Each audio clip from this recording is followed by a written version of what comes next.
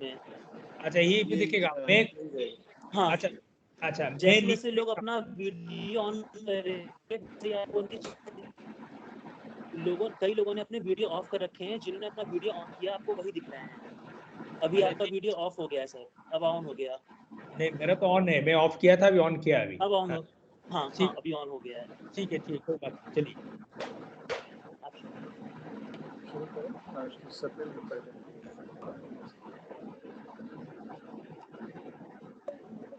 अभी एक अनाउंसमेंट करिए कि जो बोल नहीं रहा है वो कम से कम अपना माइक को म्यूट करके रखेगा, नहीं तो एक बैकग्राउंड नॉइज बहुत आता है। जी जी जी जी। Everyone, please mute yourself.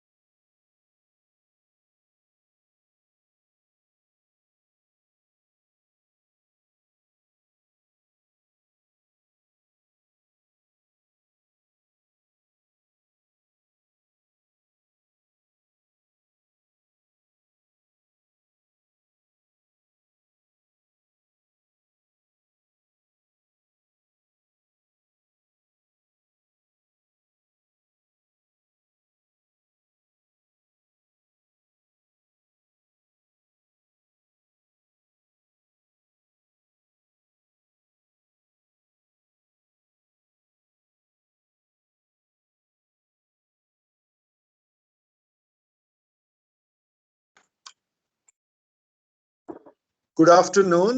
Namaste, everyone. I am Satindra Kumar and I teach in the Institute. I welcome all of you. To begin this program formally, I request our director to welcome our distinguished speakers for the day and say a few words about the Institute and the newly launched course, MA in Liberal Studies. Director, sir, I request you, please.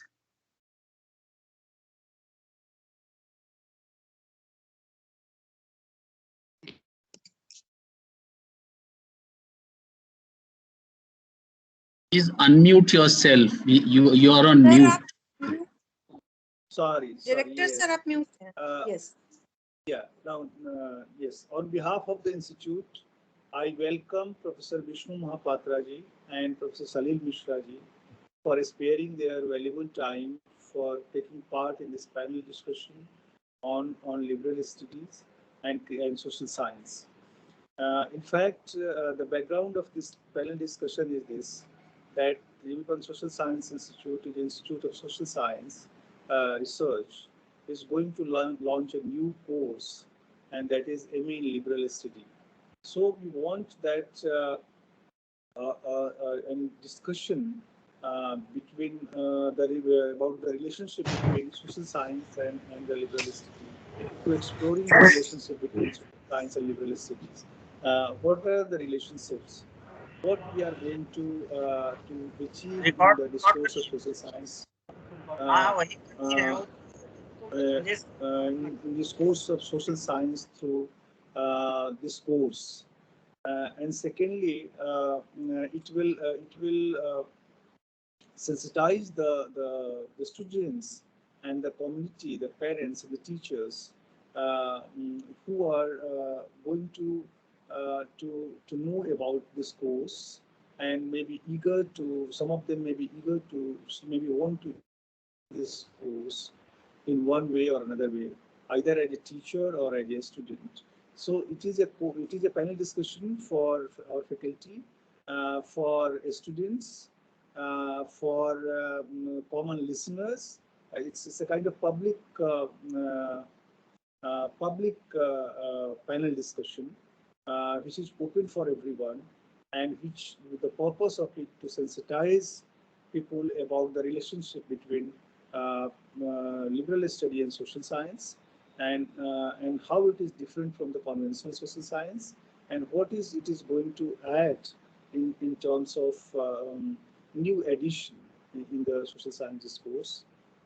So here, Satyendra, now you can take it further, and I also welcome the participant, those who are listening, those who are taking part in it, either faculty or the student, or anyone who is. We have made this. We have sent this link to people of the Allahabad University also. It's not only our institute, also from the University of Allahabad. People are here. So that's the thing. Now I request Dr. Satyendra Kumar to take the discussion, to take this program further. Satyendra. Hello. Hello. Yes. Hello. Satyendra. Please unmute yourself. It's Hello. Am I audible? Yes. Am I audible, sir? Hello. Hello. yes, you are. Okay. Thank you, sir.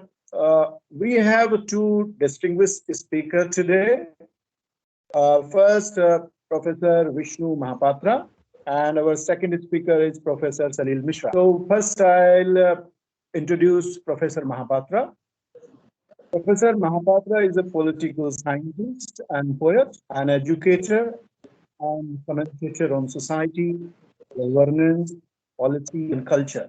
Professor Mahapatra has taught politics for more than 25 years at University of Delhi, Jawaharlal Nehru, and Azim Premji University.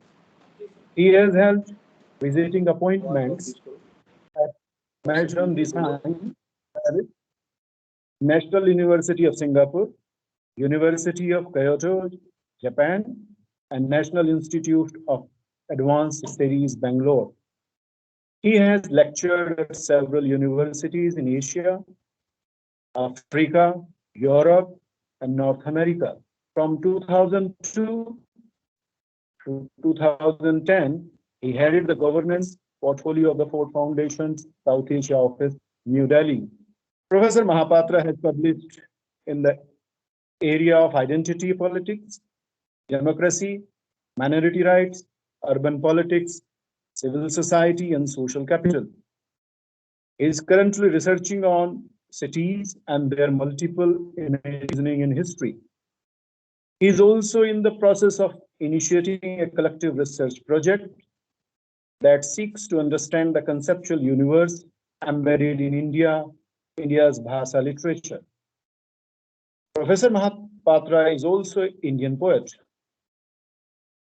He has authored 4 books of poetry and has translated 2 volumes of Pablo Neruda's poetry into Odia. A volume of his poetry in the English translation, A Fragile World, was published in 2005. He has a master's degree in political science from University of Delhi, an MPhil in politics from Jawaharlal Nehru University, and DPhil in politics from University of Oxford. Before our second speaker, I would like to also introduce our second speaker just now. Our second speaker is Professor Salil Mishra. Professor Mishra teaches history at Ambedkar University, Delhi. He has worked on modern Indian history with a special focus on Indian national movement, communal politics, partisan of the subcontinent, politics of language, Hindi and Urdu nationalism, identity politics, and social science teaching.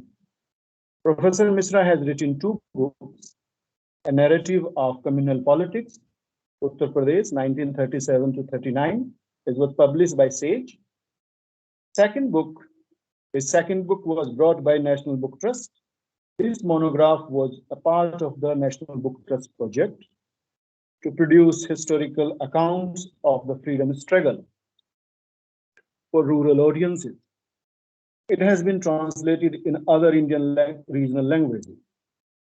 Professor Misra has published widely, and he has appeared in national dailies such as Times of India, Economic Times, Deccan Herald, and Hindi newspaper such as Dainik Bhaskar, now Bharat Times. He has published widely and lectured internationally.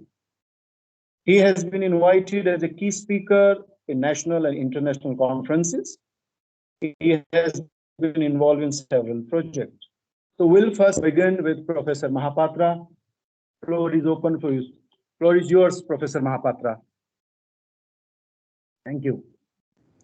Thank you very much. Thank you very much to the Institute, G.B. Pant Institute. Thank you to Professor Badrinarayan. Thank you to all colleagues of G.B. Pant and my esteemed friend, Professor Salil Mishra, my dear friend, Professor Pradeep Bhargav, and the students of the institution who are present in this conversation.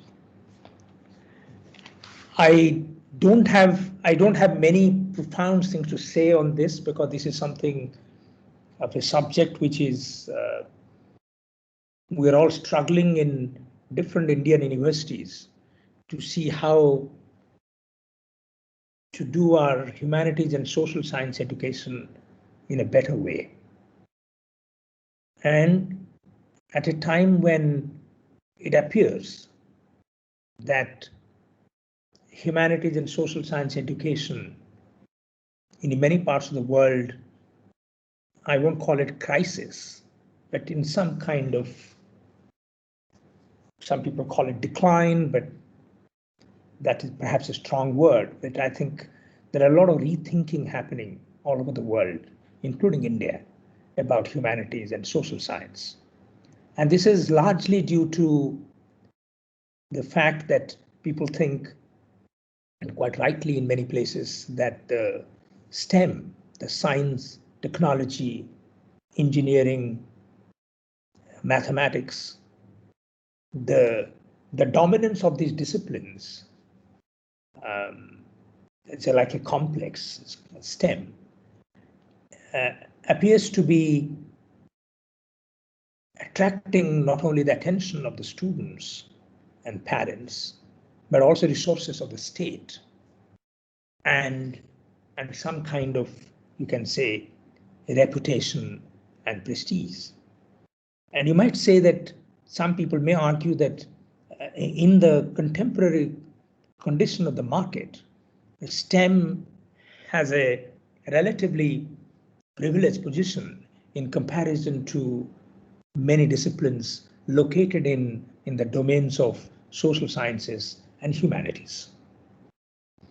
But if you ask me, it is worthwhile to actually look at a bit of this stuff historically and to see,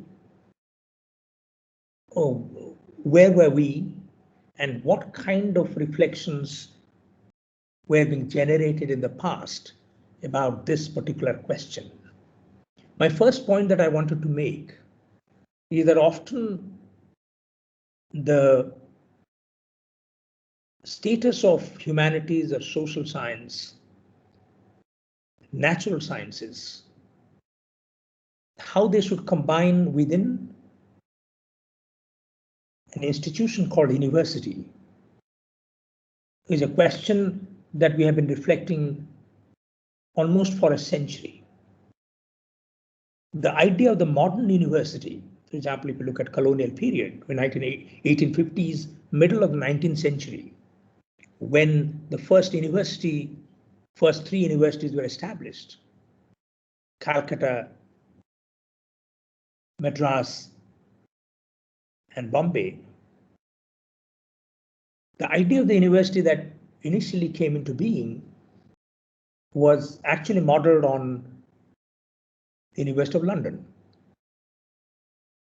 And the idea of university that actually came into being in India in the beginning was an affiliating degree giving institution, not what we understand university today. In fact, when we think about university, we think of departments, we think of professors, we think of classes, we think of research, we think of labs, and many other things. But when the journey of university began in the colonial period, it began in a very technical and diminished form, which was that it was a degree conferring institution and had affiliated colleges, and the students who are studying in these colleges do certain, within time period, certain education, and it is the job of the university is actually to give a degree. This was the model. It's only towards the end of the 19th century, but one can say very safely in the early part of the 20th century, what we consider today as the institutional form today, what we call university, took shape. And if you look at Professor Ashutosh Mukherjee, the Vice Chancellor of Calcutta University, if you look at the establishment of Banaras in the university, Banaras University in Banaras, then subsequently in Allahabad, all happening in the early part of the 20th century, you would find that institution gradually, people thought that no, university is not necessarily an affiliating and degree conferring institution, but a place where teaching must happen, professors must join, some departments must be formed, some research must happen. So this is, you can say, the idea of the modern university. I'm not talking about the ancient universities that we know but do not know in great detail, whether it is about Taxila or Nalanda or other places of great educational institutions and so on in the past. But at least in the history of the modern universities is almost a century old, 100 years old as far as this country is concerned. So one has to really see, this is one idea, which is the kind of idea which modeled on that university is a place for teaching by and large. And there are affiliated colleges and so on and so forth. As more and more universities are established beyond the presidencies, then you would find that arguments are made that the affiliation business must be regulated and streamlined. In fact, there were institutions in the early part of the 20th century where Calcutta University had affiliating institutions in central provinces, United Provinces, and stuff like that. So they thought it was not reasonable that because there are limited number of universities and affiliation was central to the institutional imagination. So this is where how university emerged as an autonomous. There are affiliations still exist. We know that Delhi University has colleges which are affiliated to University of Delhi and stuff like that. But university also emerged as a site for teaching and so on and so forth. And subsequently, university as a site of research and expanding. And today, what we consider university as an institution, you can say, took a very concrete shape only in the early part of the 20th century. As I said, it's 100 years old. And globally speaking, in the European world, it is the German ideas of universities, Humboldtian idea, that university is not a place of mere teaching, but university is also a place for investigation, research, and thinking about problems. And that, I think, so over a period of time, today what we have globally as the idea of the university, you can say, is the modern universities, which carries the elements of some ancient ideas that look, universities are places where in the beginning, some of the ancient ideas were part of the way we thought of education and university. Even when it was conceptualized in modern institutional form, when people thought that knowledge and education also is deeply connected with human lives in general. For example, if you just look at the older universities and the logo and the message within the logo, what is being written, you would find that at least the vision of the universities were connected to a conception of a life which was seen in a far more in its richer form. For example, when people say it is the education that liberates, Vidya sa bimuktaye, when you have a slogan, when you have a tagline like that as a part of a logo of a university, it meant more than what we consider today as university education by and large. Even today, when we think about university education, nobody thinks university education is actually connected to the idea of transforming life in a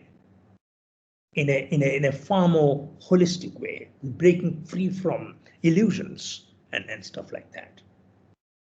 Be that as it may, you would find that today, when we talk about liberal education, you think that this is a very new idea. But if you reflect back on the history, as I said, it's important to go back to history and to see where we were and where we are. And the first is very instructive, that if you look at the first report that was published in 1950, but the work was done between 1948 December and August 1949, which is called the Report of the University Education Commission. And that report of the University Education Commission was chaired by Dr. S. Radhakrishnan. He was not the president then, not even the vice president. He was a professor of Spalding Professor of Eastern Religion at Oxford. He was, and the secretary was Nirmal Kumar Siddhanta, who was a professor of English and Dean, Faculty of Arts, University of Lucknow. The committee itself had many, many illustrious members, including Dr. Zakir Hussain, who was the vice chancellor of they then called Muslim University of Aligarh, and Dr. Tara Chand, who was the secretary to Government of India, an advisor, educational advisor, was part of the committee. So was Dr. Meghnad Saha from University of Calcutta, very eminent physicist of his time. And who was the education minister? It was Abul Kalam Azad. And this first commission, the report, which I think is an extraordinary report, we must all go through, because you think and in that there is the mention about called liberal education. We sometimes wonder what is that liberal education is all about, particularly in our time of globalization, time of a lot of deregulations, re-regulation of economy and stuff like that. And I'm just quoting a paragraph from that report, which is first published in 1950.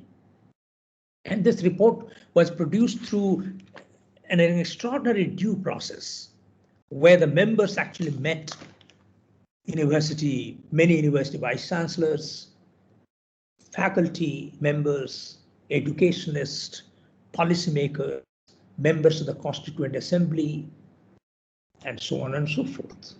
And they circulated questionnaire, and that was then submitted, and they had a kind of fund of ideas from which they were really taking their ideas from. And in that report that you find the mention of liberal education, the idea of general education, the idea of multidisciplinarity, quite a lot of things were really the report talks about. And what does it say about liberal education? All education is expected to be liberal. It should free us from the shackles of ignorance, prejudice, unfounded belief. If we are incapable of achieving the good life, it is due to faults in our inward being, to the darkness in us. The process of education is the slow conquering of this darkness.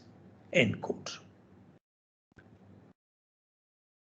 Whether it is the report which is produced in 1950, published in 1950, whether the subsequent educational reports, if you look at Kothari report, came out in 1960s. If you look at Professor Yashpal's report, which came 40 years down the line in early part of the 2000, I think 2008 or 2009, whether you look at the National Education Policy of 2020, you would find that much of the discussion about humanities, social science, the relationship between science and natural science and the social science and humanities were really lodged or contained within the broader conception of what university should be as an institution. And in the 50th report, the idea of university was seen as in the most possible glowing terms, in an expansive moral terms. University is seen as integral part of a civilization. It was seen as a place where people learn not only values, but also about balancing different aspects of lives. It also talked about combining wisdom and knowledge. University was seen in absolutely in terms that is impossible to imagine in 2021. As we move 60s, 70s, and so on, the vision of the university, according to me, diminished quite a bit. And within that diminishment, we see the role of natural science, social science, and humanities. If in the earlier period, remember that when the 1950s report was done, it was at a time when it was the natural science which actually was not doing well at all in the Indian universities.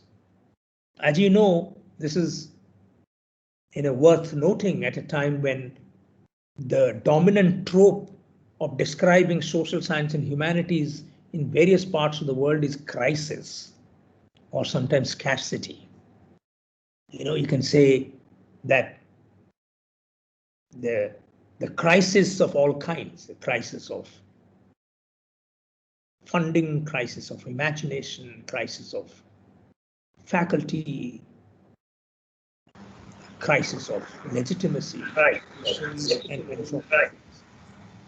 You also find that the scarcity, there's also a trope of scarcity that is often used when people think about higher education in general, but largely when they think about humanities in higher education, for example, and so on and so forth.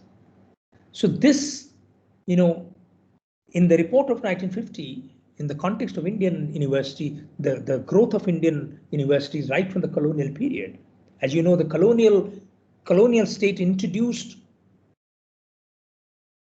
the subjects which were considered to be subjects of humanities in the colonial period. The idea was to introduce European knowledge both in English as in Indian languages by middle of the 19th century. Now, people thought that European philosophy, European ideas must be taught to the colonized subjects. And when 1950s report was produced, it was seen that the country actually, the university produced a large number of arts and law graduates, but not enough teachers, administrators, doctors, engineers, technicians, scientific researchers, and the like. Colonial state didn't encourage any scientific research in the universities at all. There's very little science departments, and in very few places actually had science departments in the universities during colonial period. And so from that, you come to a point where it is being seen the rise of the STEM and the devaluation of the humanities and social science, relatively speaking, is something we ought to take into account from within a historical frame. Second, it is not really necessary to talk about humanities and social science purely in crisis terms in our part of the world. Because if you look at the pure number, I don't have the number, I have the number, but I don't have at hand. If you look at the degree colleges in this country, if you look at the universities and degree colleges in various parts of the country, you find there's still a significant number of people coming to universities. Although you can always dispute, look at the data in terms of enrollment ratio between age group of 18 and 23. Or you can look at another piece of data which will give you a different figure. If that figure gives you 27% of the people between the age group of 18 and 23 are in the university educational system. There's another data point which tells you that whoever is eligible to come to an university, how many of them are actually in the university, the number goes up quite a bit. It'll be around 65 or 66%. But in other places, including China, that percentage goes up to 85%. In America, it will be 95% and stuff like that. We can still talk about the access issue to higher education. But you can also talk about how in various degree colleges, particularly from the point of view of social science and humanities. My own point of view is that, often till the 10th standard in schools, people do various subjects and so on and so forth. But once they finish the 10th, our students are supposed to encourage to get into a stream, whether it is arts or science or commerce. Now there is a need. The new education policy perhaps acknowledges it, but there is certainly a need to bring a greater multidisciplinarity or greater awareness of other disciplines at that point in time between 11th and 12th. What really happens today is that after 10 years, in the name of specialization, you would find that by the time the students finish their 12th, they're all into a very narrow mode, a narrow way of looking at education and stuff like that. So this is a very important point to register, that this is where I think we can make a big difference. Having said that, the effort that G.B. Pant Institute is making in terms of creating a master's in liberal studies, in 2021, a lot of water has been flown in whatever river you imagine.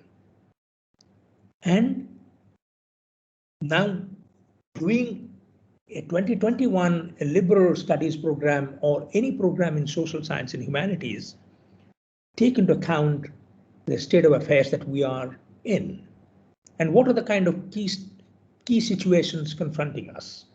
One, that there is, of course, every report after report, are saying that our education system, our higher education, is not holistic at all. Very little of multidisciplinarity exists in our university. That's what reports are saying. The Yashpal report, for example, Professor Yashpal's report was very scathing. He says that much of these technological institutions in IITs and all that, and engineering colleges, is completely. He thought that is completely wrong to establish the standalone technology and engineering institutions, and he thinks that there are enough boundaries have been created between disciplines, and university is a place which must break down or create more porousness among porousness among disciplines. The boundaries must be soft boundaries. If the boundaries have to exist, they have to be permeable. There must be some osmosis among disciplines and stuff like that. So if we are saying that we want to create a liberal studies program, a social science program, or a combination of social science humanities, in India, in the history of our intellectual formation, you will find that humanities and social science often stand side by side. The institutional form in which they coexist side by side. Because although humanities as a term, as a category, is used in our education reports, including the reports chaired by Dr. Radhakrishnan, its institutional form. Therefore, you don't hear a lot of humanities center, or it's now that you find there are IITs and other places have opened up School of Humanities and Social Sciences. But its institutional form, which is actually not really been very popular. So what I'm trying to say that today, if we're thinking of doing social science and a liberal education, we have to bring in 4 or 5 elements. And at University of Korea, where I teach now, we call that as kind of interwoven learning. We interweave. And the weaving is a very interesting metaphor. You have to look at it as a metaphor where a lot of yarns. And what are these yarns? So in the interwoven learning, we think that multidisciplinarity is only one yarn. Porous boundaries among disciplines is only another thread. What are the other threads? Let's say some kind of historicity or historical imagination that we bring in. What I was doing today in this, I'll finish in 5 minutes, Badri.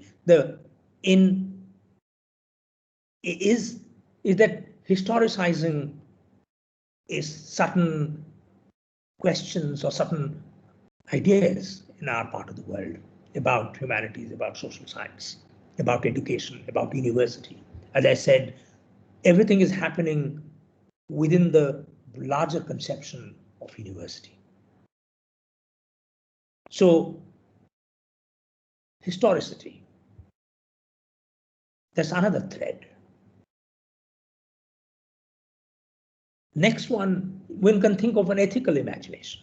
We live in a world which requires a lot of ethical imagination,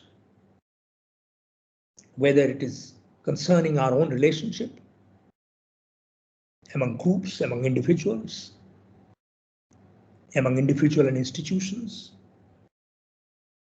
individual and the collective, or our relationship or nation to the world. In all these relationships, the issues of ethics is extremely important.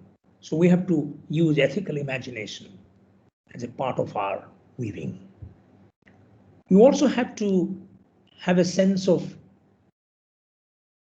expression, writing, communication, which I think is again very important part of the thread. Another thread. And we should also bring in a sense of not really ending anything, but I think figuring out that every bit of research, every knowledge is incomplete in many ways. There are always some unresolved questions. And we must know how to think about unresolved questions. We must know how to negotiate certain incompleteness, which is very much central to how we do things. And when we do research in social science or humanities or even natural science. And there are many various ways of knowing what has happened over a period of time that every report since 1960s lament about is this creating these walls among disciplines. And this discipline, the history of disciplines are also quite interesting. And if one looks at the history of the disciplines, academic disciplines, this kind of disciplines are produced in a historical period of time has certain advantages because it allowed certain ways of thinking to be taught, to be learned, and some research to be done, some new knowledge to be created. So these are all benefits of disciplinary modes of thinking and knowledge. But everything that we do and push forward also has certain negative consequences. We also pay price for cultivating disciplines. And what is this price? The price is thinking of boundaries always, thinking of creating protocols, thinking of creating clubs, thinking of creating our own journals, thinking of creating our own conferences, thinking of, this is a natural part of discipline building in many academic institutions. And because we have gone very far in that direction, which also has benefited us, we also have certain negative consequences of that historical development. And what we are doing today is just like the ecological disaster, we're also trying to address, we wanted to mitigate this kind of, disciplinary thinking that we have done. Let's say that also would not be, in the modern sense, in the universities, not more than, as for some disciplines are not more than 100, 150 years old. Although if you look at the European history and European university system and the study of humanities and so on, one can trace back to, let's say, 12th century. At least the idea of the modern universities and the study of humanities was in 13th century Italian universities called Studia Humanitatis in Latin. Similarly, you can go back to ancient Indian university. You can figure it out how people are learning, how monasteries are also part of learning, how monasteries also combined, trying to weave through various kinds of ways of thinking and learning. And this weaving is a very interesting metaphor because it's very central to this idea of doing, making. So when we are doing a master's program at G.B. Pant Institute in 2021, you're also trying to make something new. You're also taking stock of what is there and you are reinterpreting and making something new. And it's by making something new, possibly you can make a new fabric. It's just like the Kabir's famous song, Jhini re jhini chadariya, bhini re bhini. Some of our way of thinking about disciplines in our contemporary times is also of weaving. And weaving is a good metaphor because it allows to choose your own yarn. It also allows you to weave in a particular way. You can do it. You learn the skill, but you can still bring in a lot of creativity into what you do today.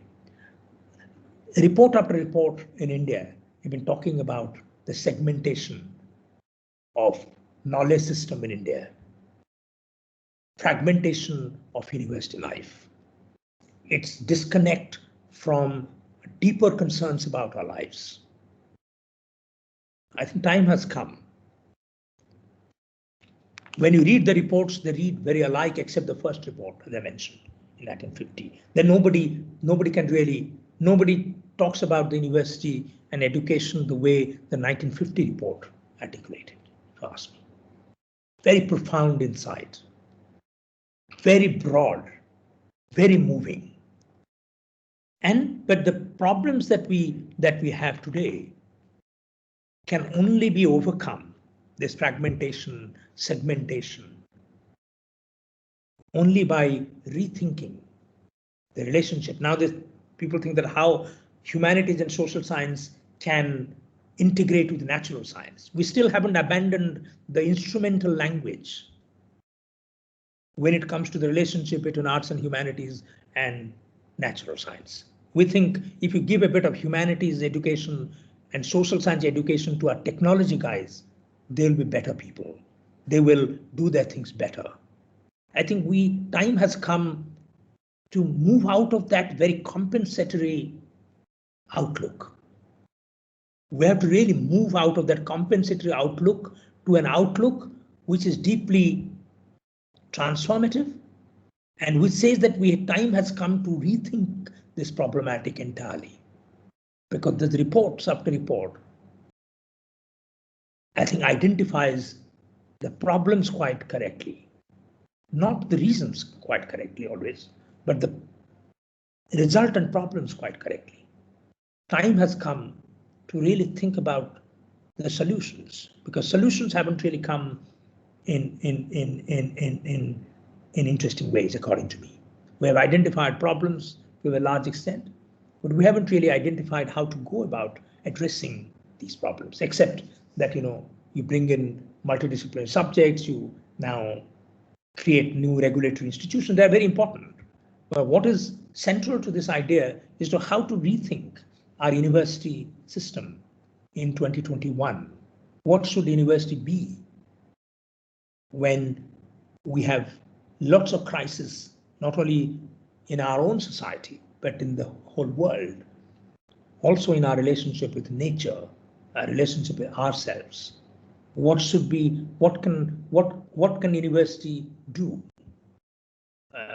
What kind of individuals, what kind of people we create, what kind of values we foster, what kind of citizenship we wish to champion. These are the fundamental questions. And I hope that GB Pant, while taking this new step in creating some course or a program, MA program, create opportunity to think about these questions. Because once you think about these questions hard, it will also help your program. You can think about this program in new ways. Thank you very much.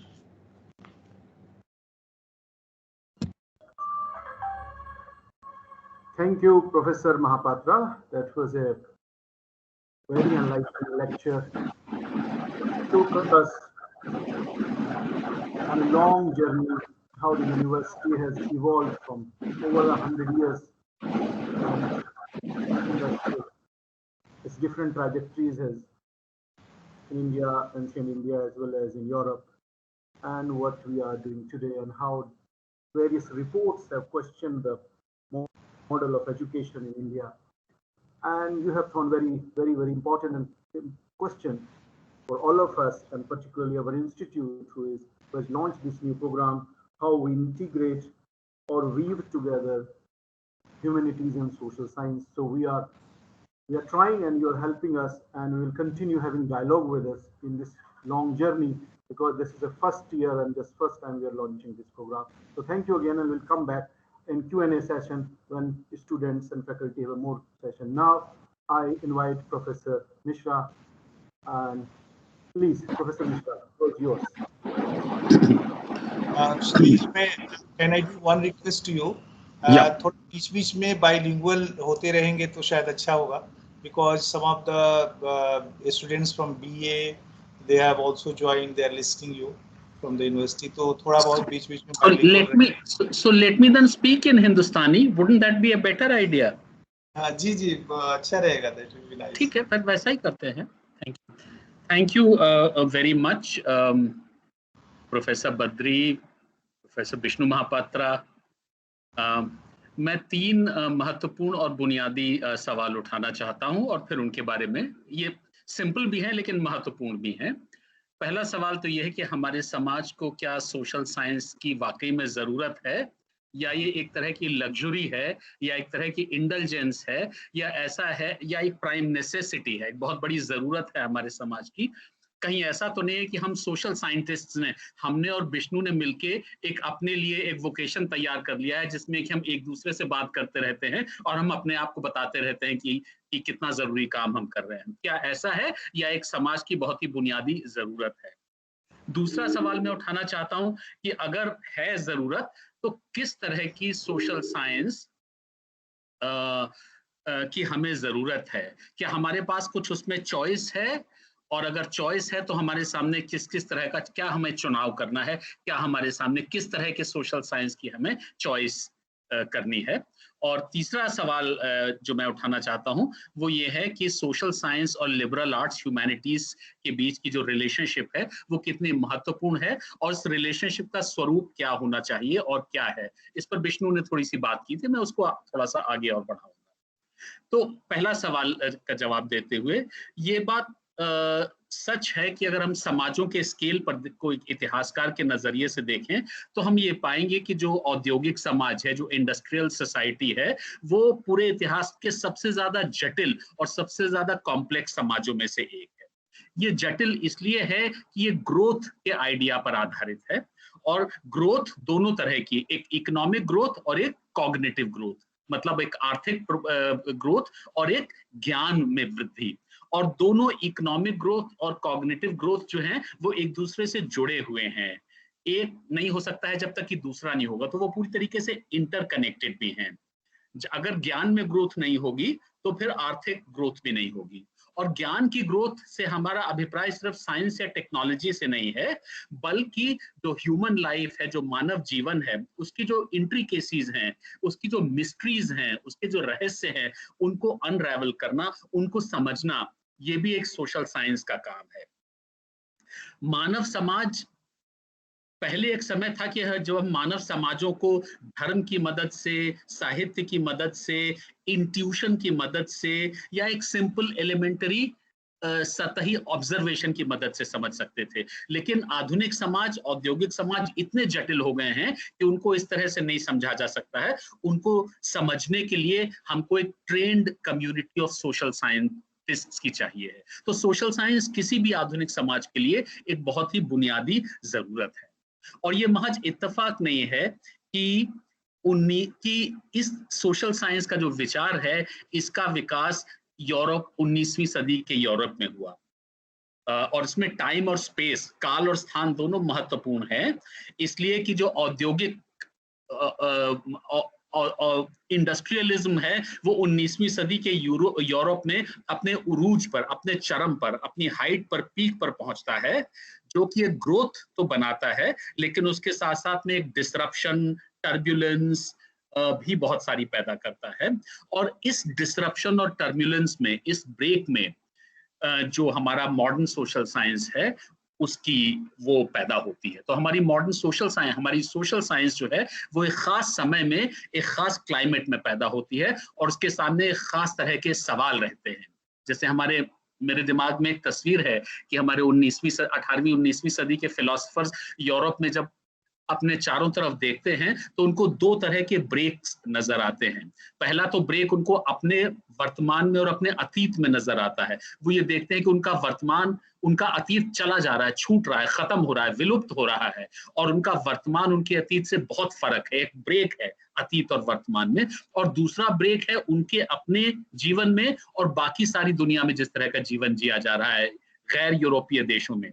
और बहुत सारी social science इस द्वंद्व में, इस समस्या को समझने के लिए पैदा होती है, चाहे वो इतिहास है, समाज शास्त्र है, political economy, demography, law, anthropology, ये सब एक उसी दौर में पैदा होते हैं। मैं वो लंबी कहानी है उसमें अभी नहीं जाना चाहता हूँ।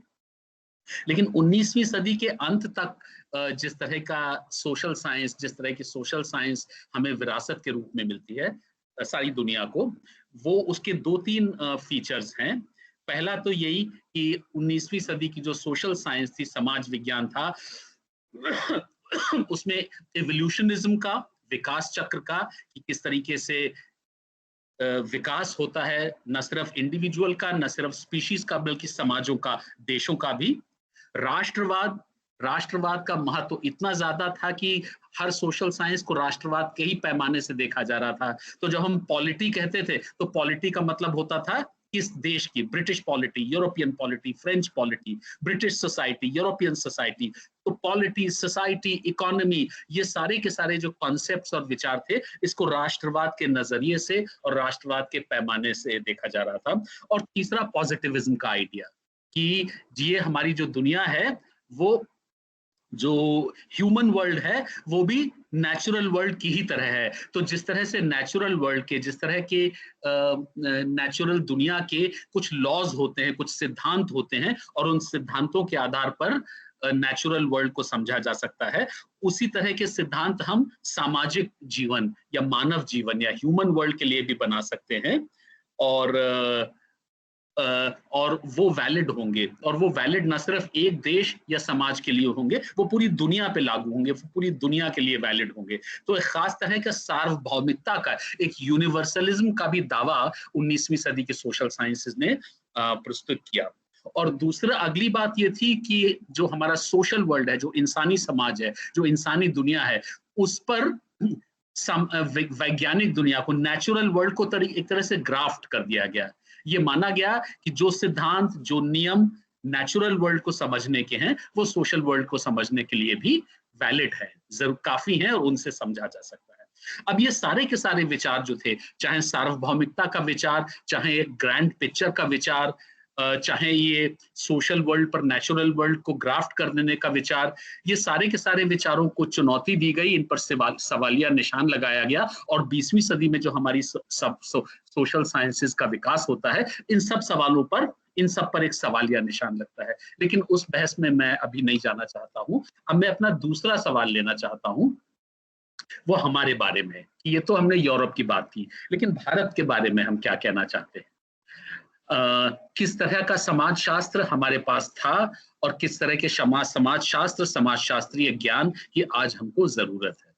दोस्तों, भारत जैसा आपको पता है, एक ब्रिटिश उपनिवेश था, एक क्लासिक कॉलोनी जिसको कहते हैं, वो था 19वीं सदी में। साथ ही साथ में भारत एक सिविलाइजेशनल सोसाइटी भी थी। सिविलाइजेशनल सोसाइटी थी, एक हमारे पास बहुत ही विकसित ज्ञान की परंपरा थी, वेल डेवलप्ड नॉलेज ट्रेडिशंस थी अपनी, एक हमारी बहुत ही लंबी हमारा लिखित इतिहास था, लॉन्ग कॉन्टिन्यूअस रिकॉर्डेड हिस्ट्री थी, और हमारी एक अपनी आत्म छवि थी, एक बहुत ही बड़ी हमारी आत्म छवि थी भारत के लोगों की 19वीं सदी में, जैसे कि चीन में भी लोगों की थी। हमें ये बात समझ में नहीं आ रही थी कि यूरोप के एक बहुत छोटे से देश ने इस तरह से इतने बड़े देश को, इतनी बड़ी सभ्यता पर किस तरह से आके कब्जा किया। तो हमारे सामने जो सबसे बड़ा सवाल था दोस्तों, सोशल साइंस वो ये था कि एक विदेशी शासकों का प्रभुत्व, उनकी मौजूदगी और उनका शासन। दोस्तों, सोशल साइंस आमतौर पे आप पाएंगे कि वो एक किसी बहुत बड़े सवाल के इर्द गिर्द रिवॉल्व करते हैं। जिस तरह से यूरोप में सोशल साइंस डेवलप होती है एक बड़े सवाल के इर्द गिर्द, सोशल चेंज, औद्योगिकीकरण ने किस तरह वहां डिसरप्शन और किस तरह वहां तब्दीलियां लाई, जिसको कि समझने की जरूरत है। हमारे देश का बहुत बड़ा सवाल जो था वो एक विदेशी सत्ता की उपस्थिति, उसकी मौजूदगी और उसका हमारे ऊपर प्रभाव। तो ये बहुत बड़ा सवाल था, जिससे कि हमारा शुरू में जो ज्ञान, आधुनिक ज्ञान पैदा होता है, उसके साथ जूझने की कोशिश होती है। तो बंकिम चंद्र और भंडारकर ने, उन्होंने इस बात पर, उस पर लिखा, और वो हमारा, इसको हम प्रोटो सोशल साइंस कह सकते हैं। पूरी तरीके से सोशल साइंस नहीं थी, लेकिन ये आधुनिक ज्ञान की तैयारी हो रही है। बंकिम ने इस सवाल को उठाया कि हमारा देश जो कि सिविलाइजेशनली बेहतर है, सुपीरियर है, हमारी बेहतर परंपराएं हैं, समृद्ध परंपराएं हैं, हमारा लंबा इतिहास है, ऐसा कैसे है कि एक छोटा सा देश जो है वो आकर हमारे ऊपर उसने कब्जा कर लिया है। और अपने तरीके से उन्होंने उसका जवाब देने की कोशिश की। उन्होंने जवाब दिया कि शायद जो यूरोप के देश आए हैं वो टेक्नोलॉजिकली हमसे ज्यादा सुपीरियर हैं। दादा भाई नौरोजी, आरसी दत्त और हमारे और विद्वानों ने एक पॉलिटिकल इकोनॉमी की थियरी विकसित की। दादा भाई नौरोजी ने किताब लिखी poverty and the un-British rule in India. और उन्होंने बताया कि इंपीरियलिज्म और साम्राज्यवाद किस तरह से चलता है, उसके क्लू क्या है, उसका पेच क्या है, किस तरह से साम्राज्यवाद हमारी अर्थव्यवस्था पे असर डालता है, उसका नुकसान कर रहा है, हमारी अर्थव्यवस्थाओं का नुकसान हो रहा है, हमारी उद्योगों का नुकसान हो रहा है, घरेलू उद्योगों का। तो उन्होंने इंपीरियलिज्म दुनिया पे कैसे असर करता है इसका उदाहरण दिया भारत के ऊपर फोकस करके, और उन्होंने इंपीरियलिज्म की बहुत ही एक बेहतर उसके सिद्धांत जो हैं वो सामने रखे। कुछ और लोगों ने जो ये बताया कि जो भारत में एक राष्ट्र पैदा हो रहा है, नेशन की शुरुआत हो रही है, उसका स्वरूप क्या है, उसकी वेन्स एंड आर्टरीज क्या हैं, और जो भारत में राष्ट्र बन रहा है उसका स्वरूप यूरोप में जिस तरह से राष्ट्र बन रहा था, राष्ट्र निर्माण हो रहा था, इससे अलग कैसे था। तो ये सब हमारी एक तरह से शुरुआती सोशल साइंसेस थी, प्रोटो सोशल साइंसेस थी। यही वो समय है 19वीं सदी का जबकि एक बहुत ही रोचक और बहुत ही महत्वपूर्ण रिश्ता बनता है हमारी इस प्रोटो सोशल साइंस के बीच में और जो साहित्य की दुनिया है, जो लिटरेचर की दुनिया है, जहां से विष्णु महापात्रा आते हैं। जो लिटरेचर है इस समय 19वीं सदी में, ये कुछ जादू टोना, मैजिक और तिलिस्म से ब्रेक आउट करता है तमाम भाषाओं में, तमाम भारतीय भाषाओं का जो लिटरेचर है, और वो एक तरह से सामाजिक बनता है। वो हमारा साहित्य जो है वो पूरा सामाजिक बनता है। और हमारी जितनी भी साहित्यिक भाषाएं हैं अलग अलग क्षेत्रों की बड़ी बड़ी, उन्होंने, चाहे वो गुजराती है, चाहे वो तमिल है, हिंदी है, उर्दू है, बांग्ला है, उन्होंने विकसित किया जिसको कि हम एक लिटरेरी पेट्रियोटिज्म या साहित्यिक देशभक्ति के नाम से जान सकते हैं। तो ये लिटरेरी पेट्रियोटिज्म लगभग सारी ही भाषाओं में विकसित हो रहा है, और इसका जो है हमारे सोशल साइंसेस के साथ, हमारी प्रोटो सोशल साइंसेस के साथ एक बड़ा ही इंटरेस्टिंग रिश्ता बन रहा है। और ये रिश्ता 20वीं सदी में जाके और ज्यादा मजबूत होता है जब हम पाते हैं, हिंदी में, खासतौर से मेरी हिंदी में ज्यादा जानकारी है, कि प्रेमचंद जो हैं वो किसानों के सवाल पे बहुत बेहतर तरीके से साहित्य लिखते हैं, उपन्यास लिखते हैं, क्रिटिकल क्रिएटिव पीसेस लिखते हैं, अपनी इमेजिनेशन का इस्तेमाल करके लिखते हैं। और ये बहुत महत्वपूर्ण बात है कि जब हमारे सोशल साइंटिस्ट्स ने, हिस्टोरियंस ने, सोशियोलॉजिस्ट ने 70 और 80 के दशक में पेजेंट क्वेश्चन की तरफ जब लौटे और जब उन्होंने पेजेंट्री पे काम करना शुरू किया, तब उन्होंने पाया कि आधी सदी पहले 1920 और 30 के दशक में प्रेमचंद साहित्य के नजरिए से, साहित्य के माध्यम से वो सारी बातें कह रहे थे, वो सारी बातें बता रहे थे जो कि बातें अब हमारी सोशल साइंस की रिसर्च 70 और 80 के दशक में बता रही थी। तो ये एक तरह से बहुत ही इंटरेस्टिंग जो है वो रिश्ता जुड़ रहा था। बहुत सारे सवाल जो सोशल साइंस के हैं वो हमारे पॉलिटिशियंस, जो प्रैक्टिशनर्स ऑफ पॉलिटिक्स हैं, वो उठा रहे थे, वो हमारे साहित्य के लोग उठा रहे थे, और वो सोशल साइंस में भी वही साहित्य के वही उस तरह से सवाल उठ रहे थे। तो एक बहुत ही इंटरेस्टिंग सिनर्जी कहूं मैं उसको, या एक अलायंस या रिलेशनशिप कहूं, जो इस तरह से डेवलप हो रही है हमारी ज्ञान की दुनिया में। और ये हमारी उस समय की सोशल साइंस की या उस समय की हमारी जो ज्ञान की दुनिया है उसकी एक बहुत बड़ी मजबूती थी।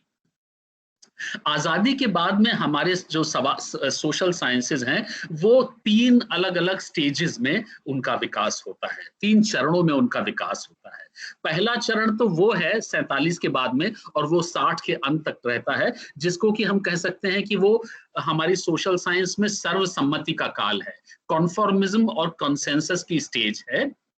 हमारे जो लीडिंग, जो बड़े बड़े सोशल साइंटिस्ट थे, उन्होंने पूरी तरीके से जो हमारी भारत की सरकार के जो डेवलपमेंटल एजेंडा या डेवलपमेंट के गोल थे उनसे वो पूरी तरीके से सहमत थे, और वो अपनी भूमिका निभा रहे थे। मतलब वो उस तरह की जरूरी ज्ञान पैदा कर रहे थे जो कि ज्ञान भारत की सरकार को अपने डेवलपमेंट प्रोजेक्ट को आगे बढ़ाने में मदद देगा। तो हिस्टोरियंस अपनी तरह से, पॉलिटिकल साइंटिस्ट अपनी तरह से, इकोनॉमिस्ट अपनी तरह से, सोशियोलॉजिस्ट, तो लग रहा था कि हमारे सोशल साइंटिस्ट मदद कर रहे हैं सरकार की to carry out the project of social transformation. नई संस्थाएं इस दौरान में बन रही थी जो सरकार की तरफ से, सरकार की लीडरशिप में बन रही थी। स्कूल के लिए नई टेक्स्ट बुक्स लिखी जा रही थी 60 के दशक में, एनसीईआरटी बनी, और हमारे बड़े जो उस समय के young promising bright social scientist थे, उन्होंने अपने ऊपर ये जिम्मेदारी ली कि स्कूल के बच्चों के लिए बेहतर ज्ञान, साइंटिफिक ज्ञान, बेहतर टेक्स्ट बुक्स हमको लिखना चाहिए। जेएनयू की स्थापना भी इसी दौरान में हुई, और जेएनयू को बनाने के पीछे एक मुख्य जो मकसद था वो था कि हमें एक इंडियन सोशल साइंस बनाना है। सोशल साइंस के ऊपर यूरोप का प्रभुत्व तो बहुत क्लियर था, हमारे सारे कॉन्सेप्ट्स, चाहे वो सेक्युलरिज्म हो, चाहे वो राष्ट्रवाद हो, वो भी यूरोप से आते थे, यूरोप के अनुभवों से निकल के आते थे। जो कच्चा माल, जिसको कि रॉ मटेरियल कहते हैं, वो भी यूरोपीय रॉ मटेरियल था, लेकिन उन कॉन्सेप्ट्स को उसके बाद पूरी दुनिया पे लगा दिया गया था। तो हमारे भारत में ये माना गया कि हमें कुछ इंडियन इनपुट देना है, तो एक इंडियन सोशल साइंस हमको इवॉल्व करनी है, हिस्ट्री में भी, इकोनॉमिक्स वगैरह में भी, जिसमें कि हम सिर्फ यूरोप के ही कॉन्सेप्ट्स बोरो नहीं करेंगे और मैकेनिकली अप्लाई नहीं करेंगे, मशीनी तरीके से हम उनको क्रिटिकली देखेंगे और भारतीय यथार्थ, भारतीय परिस्थितियों के अनुसार हम उन कॉन्सेप्ट्स को मॉडिफाई करेंगे और हम अपनी तरफ से भी कॉन्सेप्ट देंगे, भारत के यथार्थ के पर आधारित हम कॉन्सेप्ट्स देंगे जो कि दुनिया के और हिस्सों में फिर लागू किए जा सकते हैं। तो ये जो सर्वसम्मति का दौर था, ये लगभग 60 के दशक 70 तक चला। 70 के दशक से दूसरी स्टेज या दूसरा चरण शुरू होता है, जिसको कि हम कह सकते हैं कि वो कुछ आलोचनात्मक या एक क्रिटिकल दौर है, वो लगभग 90 के दौर तक रहता है। जो कॉन्सेंसस का मॉडल है, जो सर्वसम्मति का मॉडल है, वो धीरे धीरे चरमराने लगता है और टूटने लगता है, और हमारे सोशल साइंटिस्ट्स में एक खास तरह का मोह भंग, एक खास तरह का डिसएंचैंटमेंट स्टेट के साथ में, स्टेट की संस्थाओं के साथ, स्टेट के प्रोजेक्ट्स के साथ में, जो प्रोसेसेस हैं डेमोक्रेसी के, उनके साथ में एक खास तरह का मोह भंग आता है। और हमारे सोशल साइंटिस्ट अब जो है इस दूसरे दौर में एक क्रिटिकल स्क्रूटनी, एक आलोचनात्मक जांच पड़ताल करते हैं सरकार की संस्थाओं की, सामाजिक प्रक्रियाओं की, डिस्पैरिटीज, विषमताएं हमारे समाज में बढ़ गई थी, तो एक खास तरह का क्रिटिकल या आलोचनात्मक रवैया भी था। अलग अलग तरह के पर्सपेक्टिव डेवलप होते हैं विचार, राष्ट्रवाद के सवाल पर, सेक्युलरिज्म के सवाल पर, नेशन के आइडिया को क्रिटिक किया जाता है, उसकी आलोचना की जाती है कि शायद हमारा जो नेशन का मेन स्ट्रीम इमेजिनेशन है, विचार था, उसने स्थानीयता को दरकिनार कर दिया, उसने फ्रैगमेंट को दरकिनार कर दिया, या जो हमारी और फेडरेटिंग यूनिट्स हैं, रीजन्स हैं, वहां से जो समृद्धि जिनकी थी उनको दरकिनार कर दिया है। तो एक तरीके से हमारी सोशल साइंसेज जो हैं वो बहुत ही क्रिटिकल, बहुत ही आलोचनात्मक दौर से गुजरती हैं। ये बात हमें ध्यान में रखना इसलिए जरूरी है कि आज हम अगर सोशल साइंस पे कोई भी प्रोग्राम तैयार कर रहे हैं तो सोशल साइंस की हमारे देश में क्या यात्रा रही है, क्या विकास यात्रा रही है, ये काफी इंटरेस्टिंग है। तीसरे दौर की शुरुआत होती है 1990 के दशक से, जबकि वो दौर जो है एक तरह से कंफ्यूजन का दौर है, एक कोई ओरिएंटेशन भी नहीं है, एक डिसओरिएंटेशन का दौर है। थोड़ा सा विष्णु ने इसकी तरफ इशारा भी किया था। हमारा समाज जो है वो ग्लोबलाइजेशन, उसका वैश्वीकरण होना अर्थव्यवस्था का और समाज का शुरू हो गया था। जो विषमताएं हैं समाज में वो और बढ़ गई थी, वेल्थ तो आई थी, धन संपदा आई थी, लेकिन विषमताएं भी बहुत बढ़ गई थी, और स्टेट ने धीरे धीरे अपना हाथ खींचना शुरू कर दिया था। जो कोर, जो सॉलिड, जो ज्ञान के क्षेत्र हैं, सोशल साइंस ज्ञान के क्षेत्र हैं, वहां से सरकार ने अपना हाथ खींचना शुरू कर दिया था, और ये लग रहा था कि अब हमारा ज्ञान जो है, हमें applied social sciences, applied forms of knowledge की ज्यादा जरूरत है। तो थोड़ी सी जो कोर एरियाज हमारे सोशल साइंस के हैं वो थोड़े से दरकिनार होना शुरू कर गए, और एक सोशल साइंसेस की एक कोई बहुत ही स्पष्ट यात्रा नहीं थी, एक कोई स्पष्ट ट्रैजेक्टरी नहीं थी, कोई रास्ता नहीं था, जिस तरह का कि पहले दौर और दूसरे दौर में था। और मुझे लग रहा है कि अभी हम लोग उसी डिसोरिएंटेशन के दौर से गुजर रहे हैं जहां तक कि सोशल साइंस का सवाल है, और हमारी कोई एक बहुत खास दिशा नहीं है जिसकी कि हमको तलाश है। सोशल साइंसेज अभी थोड़ी फ्लोट कर रही हैं इधर उधर, और उनको एक रडर, एक कंपास, एक दिशा की तलाश है। तो उसका एक सबसे बड़ा नुकसान ये हुआ कि 1990 के बाद के दशक में एक जो बहुत बड़ा एक ट्रांसफॉर्मेशन, सोशल ट्रांसफॉर्मेशन हमारे समाज में हुआ है, वो अनथियराइज्ड चला गया है। उस पर जिस तरह की सोशल साइंस की दृष्टिपात होनी चाहिए थी, जो उस तरह की स्क्रूटनी होनी चाहिए थी, जिस तरह की एक समझ हमको विकसित करनी चाहिए थी, जो कि सोशल साइंटिस्ट कर सकते हैं, वो नहीं हो पाई है। अब मैं अगले तीसरे सवाल पर आता हूं, जो कि ज्यादा महत्वपूर्ण है, जल्दी से, इसलिए कि लिबरल आर्ट्स से हम उसका संबंध जोड़ना चाहते हैं। मैं 3-4 बातें कहना चाहता हूं प्रिस्क्रिप्शन की तरह से। पहली बात तो ये है कि हमारी जो सोशल साइंसेज हैं वो एक खास तरह के इररेलेवेंस के दौर में चली गई हैं। वो खुद ही मानने लगते हैं कि हम इररेलेवेंट हो गए हैं। तो एक ऐसे दौर में, जबकि भारत के समाज को सोशल साइंस की सबसे ज्यादा जरूरत थी, ऐसे ही दौर में सोशल साइंटिस्ट अपने आप को इररेलेवेंट मानने लगे हैं। तो सब पहली जरूरत तो सोशल साइंटिस्ट की ये है कि हमको वो रेलेवेंस रिक्लेम करनी है, वो हमको दोबारा से छीननी है, वो सब लेनी है। हमको ये अंदर से हम में ये विश्वास होना चाहिए कि आज के भारत के समाज को एक सोशल साइंस स्क्रूटनी की बहुत सख्त जरूरत है।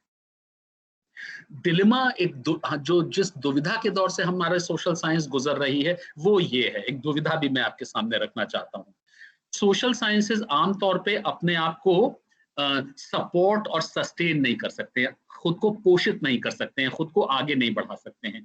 उनको जरूरत होती है कि कहीं से उनको सपोर्ट किया जाए, कहीं से उनको फाइनेंस किया जाए, कहीं से उनको पेट्रोनाइज किया जाए, कहीं से उनको प्रोत्साहन मिले। लेकिन ये प्रोत्साहन जहां से भी आएगा, ये सरकार से आ सकता है, ये मार्केट से आ सकता है, ये सिविल सोसाइटी से आ सकता है, लेकिन ये डर लगता है कि जो भी प्रोत्साहन देगा, जो भी फाइनेंस करेगा, वो अपने शर्तें लागू कर देगा। It will extract its own pound of flash. सरकार क्यों कर ऐसे सोशल साइंस को फाइनेंस करने चाहेगी जो कि सरकार को ही क्रिटिसाइज कर रही है, जो कि सरकार को ही रैशनल क्रिटिकल स्क्रूटनी के दौर में ला रही है। लेकिन ये rational critical scrutiny social sciences के लिए बहुत जरूरी है, इसलिए कि सोशल साइंसेस को स्वतंत्र होना जरूरी है, इसलिए कि जब वो स्वतंत्र होंगे तभी वो समाज, इसकी प्रक्रियाएं, इसकी इंस्टीट्यूशंस, जिसमें कि स्टेट भी शामिल है, उसकी एक क्रिटिकल और रैशनल स्क्रूटनी करेंगी। तो ये सोशल साइंस के सामने बहुत बड़ी दुविधा है, और ये दुविधा ऐसी है जो कि बहुत आसानी से इसका निपटारा मुमकिन नहीं है। अक्सर इस दुविधा से निकलने के लिए, इस दुविधा से बचने के लिए हमारे सोशल साइंसेस क्या करते हैं कि वो रिट्रीट कर जाते हैं into the Ivory towers of aloofness, Olympian aloofness. लगता है कि वो एक ऐसी ऊंचाई पे पहुंच जाते हैं जहां पर कि ना उनको लोग समझ पाते हैं, ना समाज उनको देख पाता है। उनकी भाषा भी ऐसी हो जाती है कि भाषा भी लोगों की समझ में नहीं आती है। तो these Olympian Ivory towers of Olympian aloofness, जब यहाँ पर सोशल साइंसेस पहुंच जाती हैं तो वो अनइंटेलिजिबल भी हो जाती हैं और सेफ भी हो जाती हैं। जिस सोशल साइंस को कोई समझ नहीं सकता है, उससे किसी को खतरा भी नहीं होता, वो सुरक्षित है। उसको ना सरकार हमला करेगी, ना मार्केट हमला करेगा, ना द सिविल सोसाइटी हमला करेंगी, इसलिए कि उसको कोई समझ ही नहीं रहा है। तो उससे ना किसी का फायदा होगा, ना किसी का कोई नुकसान होगा। तो ये भी एक लगता है कि अपने आप को उस दुविधा से निकालने के लिए सोशल साइंसेस ऐसा करती हैं। अगर मैं एक उदाहरण दूं तो 1950 के दौर में ऑक्सफोर्ड की फिलॉसफी के बारे में कहा जाता था कि वो पॉइंटलेस, सेल्फ सर्विंग, बोरिंग और इंसुलर है। और ये सब उसको गाली नहीं दी जाती थी, वो खुद अपने आप को मानते थे।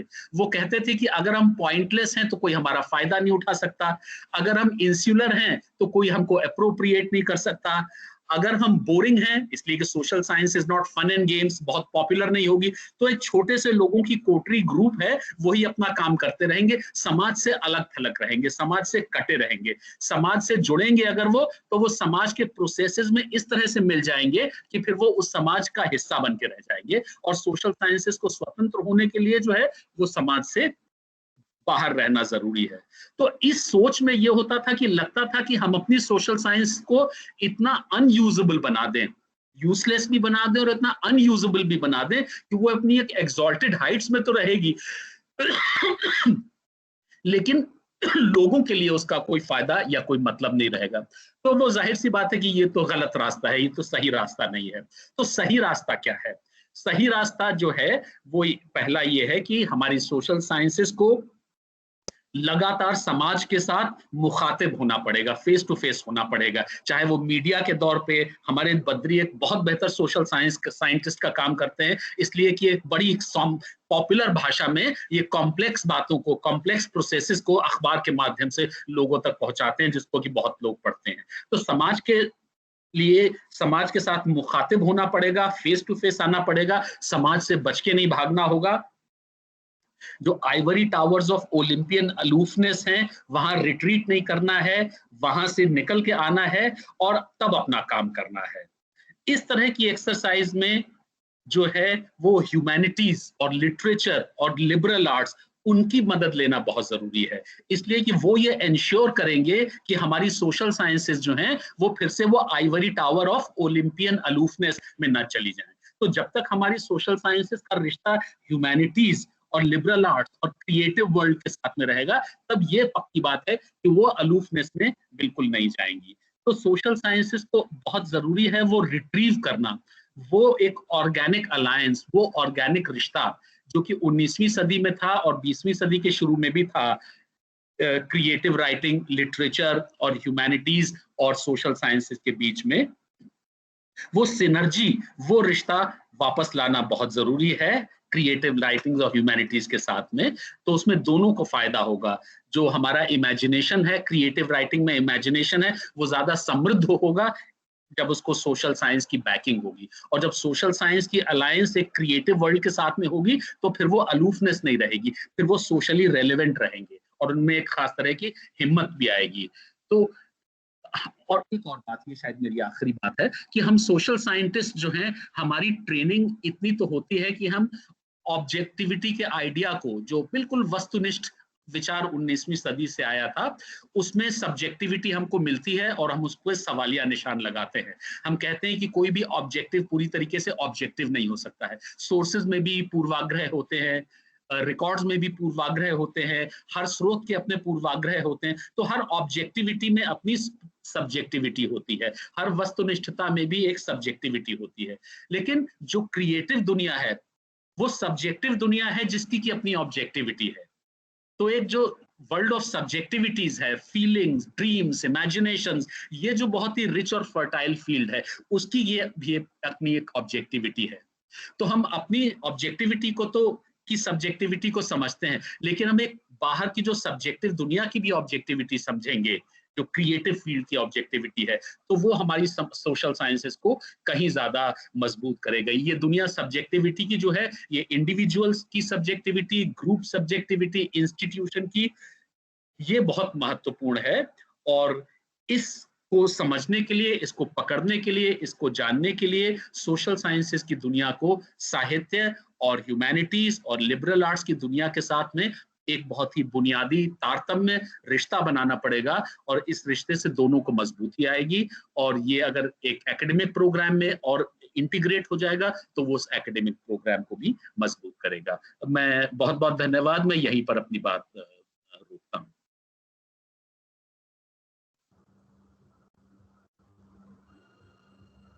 धन्यवाद प्रोफेसर मिश्रा, ये आपका कमाल का इंटरवेंशन रहा है। मैं तो मैस्मराइज हो गया ये सुन के कि कलाओं और साहित्य के द्वारा हम कैसे समाज विज्ञानों का को पुनर्सर्जित करें और उन्हें कैसे रचनात्मक बनाएं। ये अद्भुत व्याख्यान है और शायद हमें यहाँ से सीख मिलती है दोनों ही लेक्चर्स से। प्रोफेसर विष्णु पात्रा ने पहले भी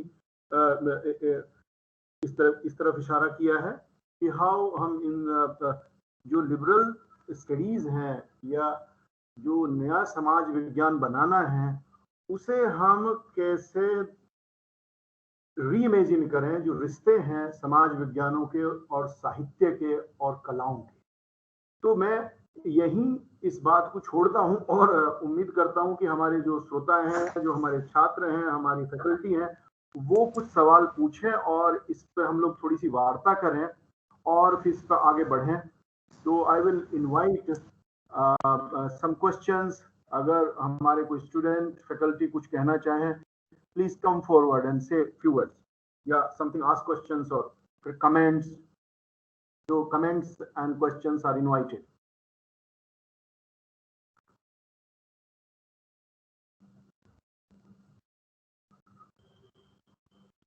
लिख भी सकते हैं क्वेश्चन, अगर आपको पूछने में कुछ दुविधा हो तो आप उसको लिख के भेज सकते हैं, मैं आपके बिहाफ पे वो सवाल पढ़ सकता हूं।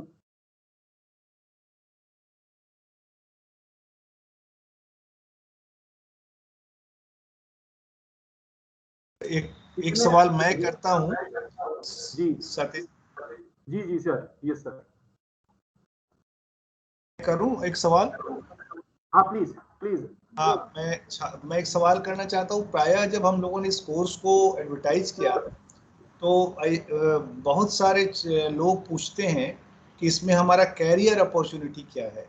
और प्रोफेसर सलील मिश्रा जी की यूनिवर्सिटी, अम्बेडकर यूनिवर्सिटी, काफ़ी दिनों से इस कोर्स को चला रही है।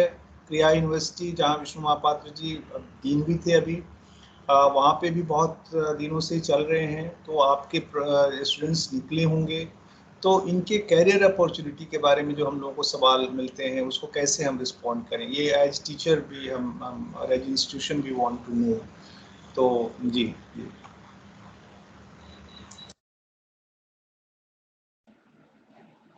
मैं पहले सवाल जवाब दे दूं, चूंकि हिंदी में पूछा था, फिर विष्णु भी इस पर विष्णु भी कुछ कहेंगे तो मैं भी बोल देता हूं। ये बात तो तय है कि सोशल साइंस में एकदम से ऐसा तो नहीं होता है कि एमए करते ही करते एकदम से कोई नौकरी मिल जाती है। लेकिन जिस तरह से दुनिया आजकल बदल रही है और काफी बदलाव आए हैं पिछले 20 साल में, तो वो जरूर होता है कि अगर एमए के दौरान में अगर हम एक खास तरह का स्किल सेट्स, बहुत स्किल्स पढ़ने की, लिखने की, नोट्स बनाने की, जो लिखा है उसको कनेक्ट करने की, उसको ये सारी अगर ट्रेनिंग मिल जाती है हमारे छात्रों को, तो 3-4 फील्ड बहुत स्पष्ट हैं।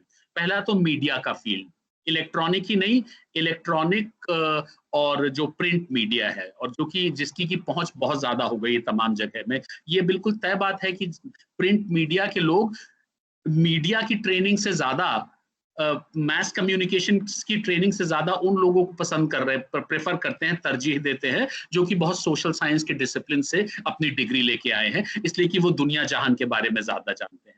दूसरा, डेवलपमेंट की संस्थाएं। तीसरा, एनजीओज, गैर सरकारी संस्थान, जो कि अब बड़े बड़े शहरों के अलावा तमाम छोटे शहरों में भी लगे हुए हैं। और चौथा, रिसर्च की संस्थाएं। और इसके अलावा सिविल सर्विस तो है ही और टीचिंग के जॉब्स तो हैं ही, लेकिन ये 3 जो नए एरियाज खुले हैं, मीडिया, गैर सरकारी संस्थान और बहुत सारी और डेवलपमेंट इंस्टीट्यूट्स, जो कि चाहती है कि ऐसे लोग आए जो जिनके के दिमागों में इस तरह की समझदारी है, क्रियाओं को समझ सकें, उसको लिख सकें, उसके बारे में बता सकें, उसके बारे में नोट्स बना सकें, एक इस तरह के ज्ञान को स्टोर कर सकें। तो ये बहुत सारे नए फील्ड निकल के आ रहे हैं। तो अगर एमए के दौरान में 2 साल में इस तरह की ट्रेनिंग, ये इस तरह के स्किल सेट्स हम अपने छात्रों को दे पाते हैं, तो वो मार्केट में बहुत सारे अब नए ऐसे एरियाज आ रहे हैं जहां पर कि उनकी जरूरत पड़ती है और उनको लोग ढूंढते हैं।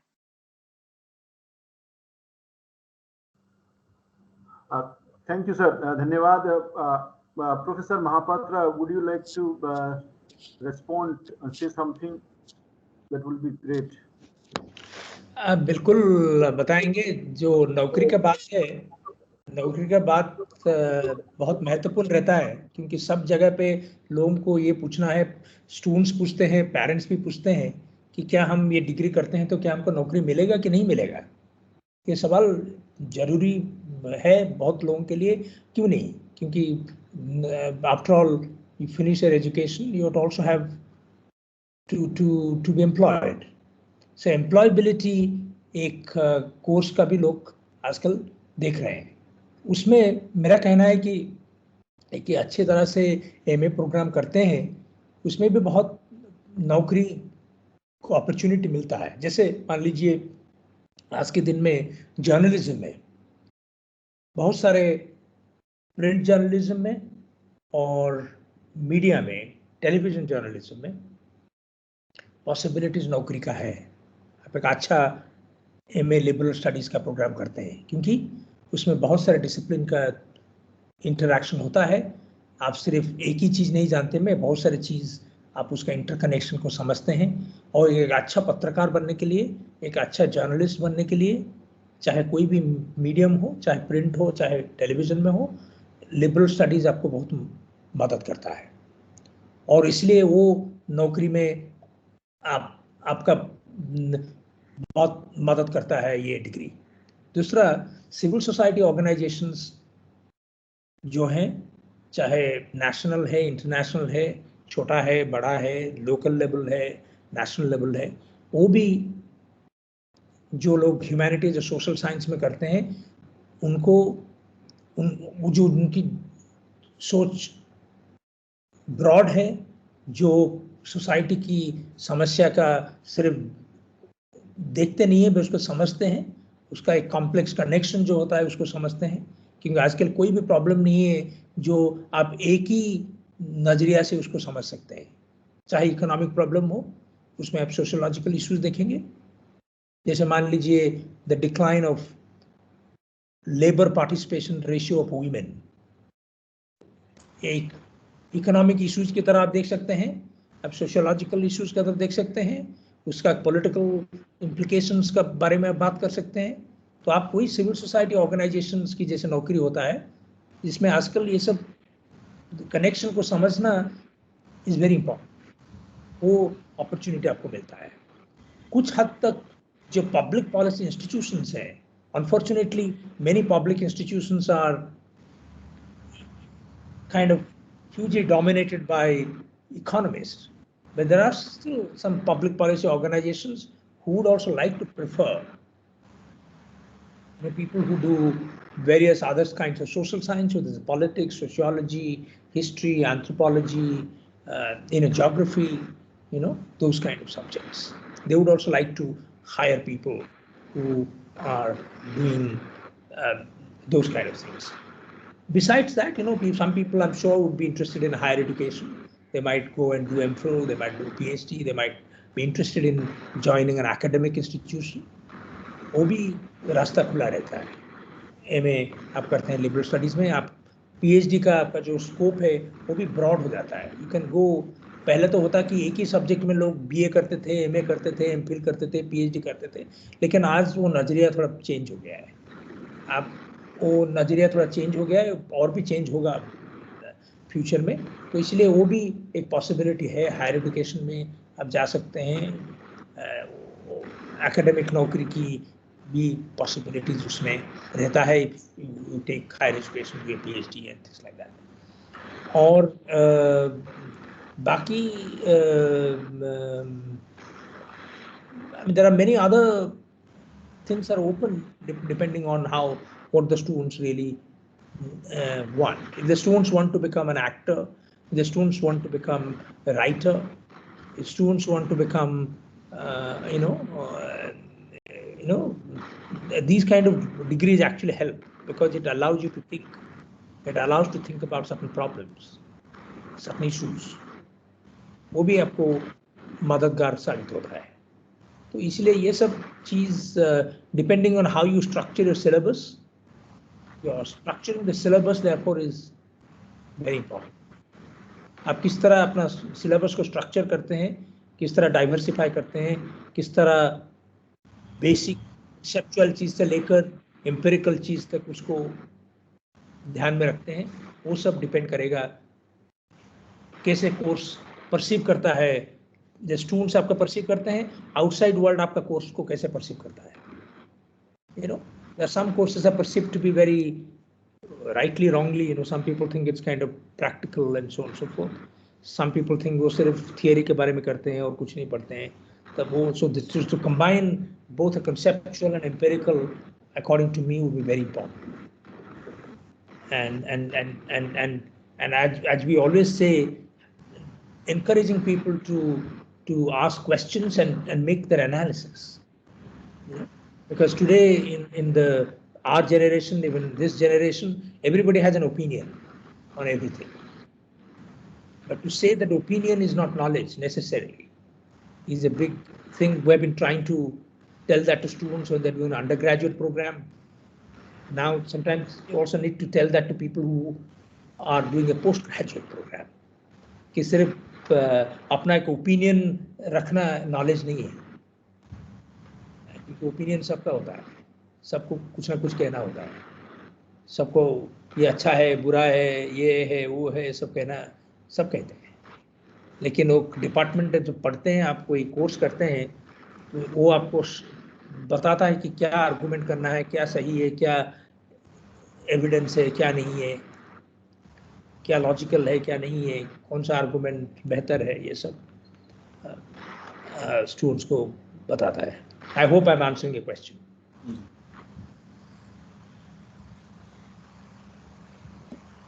Thank you sir.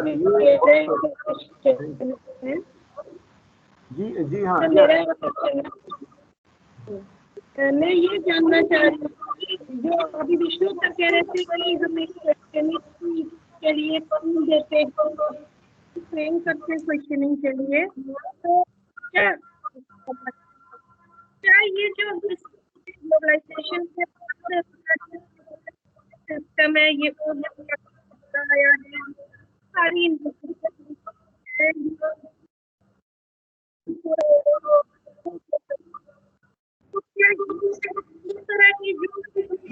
समझ में नहीं आ पा रहा है सवाल, तो या तो लिख दे या बाकी सारे लोग म्यूट करें तब हो पाएगा. समझ में नहीं आ पा रहा है. सुनाई नहीं दे रहा है ठीक से. सतेंद्र जी, आप नहीं तो बद्री जी, कोई एक वो जो सवाल है उसको थोड़ा बताइए कि क्या सवाल है. आप सुन पा रहे हैं तो, हम सुन नहीं पा रहे हैं. अर्चना जी, उसको लिख दीजिए जरा, वो आवाज नहीं आ रही आपकी. एक जरा. ठीक है, मैं लिख के दे रही हूँ जी. मैं लिख के दे रही हूँ, तब तक कोई और अपना प्रश्न पूछ सकता. साथियों, कोई और जो अपने सवाल या कोई आपका कमेंट है, क्या कोई जानकारी इस तरह की आप जानना चाहते हो कि ये कोर्स हमें कैसे मदद करेगा, या इससे हमें और क्या एक नई दुनिया में पहुंचने में मदद मिलेगी, क्योंकि हम लोग एमए तो कर ही रहे हैं या हम जो यूनिवर्सिटी में कोर्स चल रहे हैं, तो इसके अलावा अगर आपको कुछ कोई भी सवाल आपके मन में है तो आपका स्वागत है.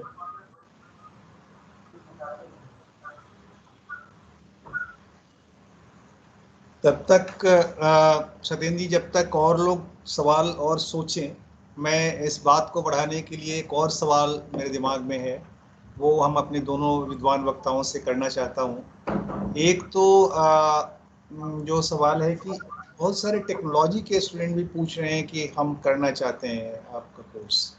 टेक्नोलॉजी और मैनेजमेंट के भी कुछ स्टूडेंट्स हैं, they are interested in this. What they are going to get from this course. पहला तो एक ये, क्यों उनको यहाँ आना चाहिए और क्या उनको फ़ायदा मिलेगा.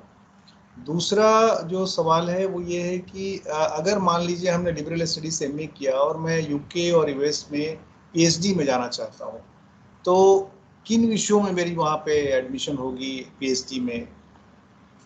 क्या liberal study in PhD liberal study जैसी कोई चीज़, या किसी भी विषय में मैं जा सकता हूँ, हिस्ट्री में, पॉलिटिकल साइंस में, या कोई एक नई सी चीज़. वहाँ पर क्या कल्चर है, research culture based on this liberal studies. तो ये this two questions that I would like to put before you, submit before. एक तो ये जो पीएचडी का सवाल आपने किया, वो तो anybody who is doing the program, depending on what that person is interested in, किसमें इंटरेस्टेड हैं, उस हिसाब से पीएचडी कर सकते हैं, अप्लाई कर सकते हैं. और आपका ट्रेनिंग 2 साल में किस तरह ट्रेनिंग आप देते हैं, वो डिपेंड करता है आपका इंस्टीट्यूशन का रेपुटेशन का, आपका प्रोग्राम का रेपुटेशन का ऊपर.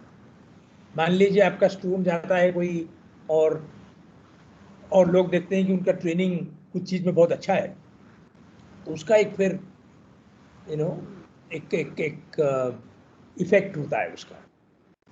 तो otherwise in many places in America and England you can really apply depending on what you want to do and within the ambit of social science and so on, so you can apply. And so therefore, as I said, I want to repeat, मैं repeat करना चाहता हूँ कि आपकी जो syllabus है वो आपको किस तरह बनाते हैं, क्या उसका फोकस है, किस तरह उसको ऑर्गेनाइज करते हैं, वो बहुत महत्वपूर्ण है. उसको आप देखेंगे तो उसको वो बहुत मददगार साबित होगा, वो चाहिए जरूर। सेकंड, आपने जो सवाल पूछा कि जो इंजीनियरिंग और मैनेजमेंट के स्टूडेंट्स आते हैं, it depends of course, the question is a very important question. But जो मैनेजमेंट और इंजीनियरिंग जो लोग आज पढ़ते हैं, इंजीनियरिंग जो पढ़ते हैं, आजकल ट्रैजेक्टरी ऐसे हुए कि इंजीनियरिंग करते हैं फिर मैनेजमेंट जाते हैं, मैनेजमेंट जाके फिर कोई नौकरी कंपनी में करते हैं। नाउ उसमें कुछ स्टूडेंट्स हैं जो because our engineering education is so focused on in their engineering subjects in most places by and large, and even in the best places there is very little understanding of anything else. And but some engineering students now realize that that's not really making them that's not really helping them. So some of them want to do a course like this, to become better manager or better this thing. And some people basically also want to change, because some people also, some engineers, for example, in my time in JNU, Salil Sahib, there are also people came from various disciplines to do history, politics, sociology. Some people कोई BS physics किया, कोई engineering करके आके sociology कर रहा है, इस तरह की है, because really they want to change track, because they're not happy. As we know, lot of young students in our country do engineering और ये सब चीज करते हैं, उसमें बहुत सारे पेरेंटल प्रेशर रहता है, पीयर प्रेशर रहता है।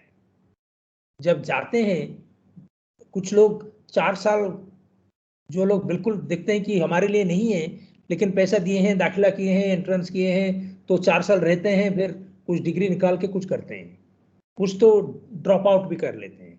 लेकिन जो कुछ लोग रहते हैं उनको भी वो चाहते हैं कि हम कुछ अलग करना चाहते हैं, तो वो भी लोग आपके प्रोग्राम में आएंगे। तो फिर वो कुछ मल्टीपल रीजंस होगा उसके लिए, एक रीजन तो नहीं होगा, लेकिन वो भी इंटरेस्टिंग है। आप आते हैं, जितना डाइवर्सिटी आपका क्लासरूम में रहेगा वो भी आपके लिए अच्छा रहेगा। If people come only from one kind of background, your liberal studies program will be not as exciting as people coming from diverse programs.